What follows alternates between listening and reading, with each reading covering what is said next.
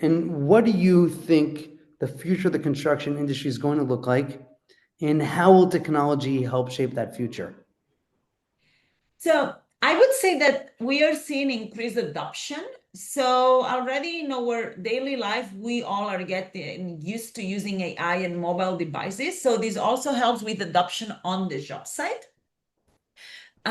Because like, you get used to it and then it's much easier to get to use certain products. And I'm already seeing this very much with some of the AI products. And so then also AI, very promising. And I see it very promising from two different aspects, right? Like there is one around like, how can AI be used on projects? And for example, here, I'm very excited to see what companies like DataGrid are doing.